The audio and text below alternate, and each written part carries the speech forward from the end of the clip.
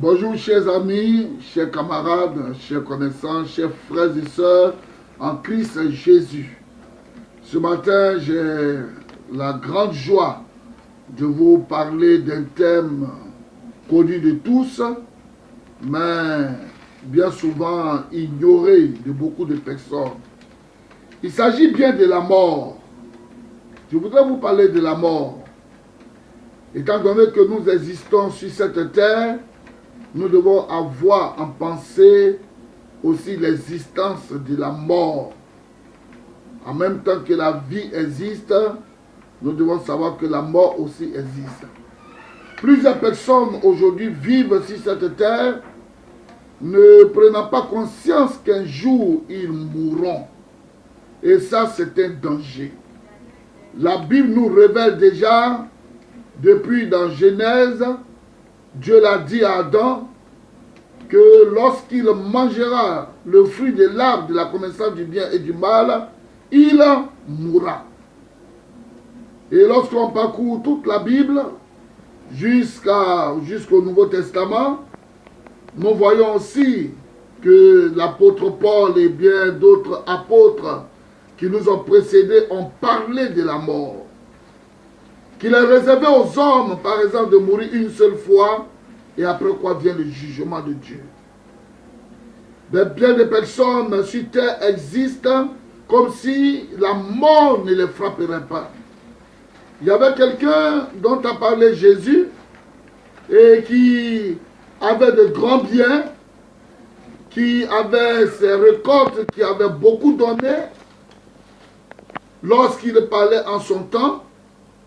Et il faisait des idées, des prévisions, à savoir comment s'y prendre pour qu'il puisse abattre ses greniers, agrandir ses greniers, pour qu'il puisse amasser toutes ses récoltes et en fin de compte dire à son âme eh bien, de se réjouir parce qu'il a plusieurs biens pour plusieurs années.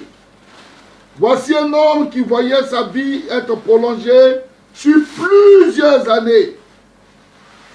Et il en était fier. Mais la Bible nous dit ceci, lorsqu'il raisonnait ainsi, alors il a entendu une voix audible, celle de Dieu, le Dieu créateur, le Dieu de la vie, qui lui a dit ceci, insensé. Cette nuit même, tu mourras.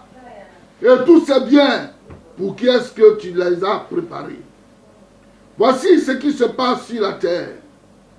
Alors je voudrais vous interpeller qu'aujourd'hui, où nous sommes en vie, nous devons penser à la mort. Et quiconque pense à la mort cherche à fuir la mort. Et le seul moyen pour fuir la mort, c'est d'accepter Jésus-Christ de Nazareth dans sa vie. Je voudrais t'inviter ce matin à ouvrir ton cœur et à accepter Jésus-Christ, à faire la paix avec Jésus. Car la Bible dit ceci, tous ceux qui s'éloignent de Dieu, eh bien, ils s'éloignent pour la paix. Ils s'éloignent pour mourir. Il faudrait que tu acceptes Jésus. La Bible a dit, lui-même il a déclaré, il est le chemin, la vérité et la vie. Il est la résurrection et la vie. Lui seul nous a communiqué la vie. Lui seul peut nous donner encore à nouveau la vie, quand bien même que nous sommes des pécheurs. Je t'invite donc ce matin à reconnaître tes péchés, à capituler devant lui, à lui demander pardon, tes vols, tes mensonges, tout ce que tu fais dans le secret. La Bible dit le salaire du péché, c'est la mort. Mais le don gratuit de Dieu, c'est la vie éternelle en Jésus-Christ. Je t'invite, toi qui me regardes, toi qui me vois, toi qui m'entends, à accepter Jésus-Christ. Et la vie éternelle sera ton partage. Au nom de Jésus. Shalom.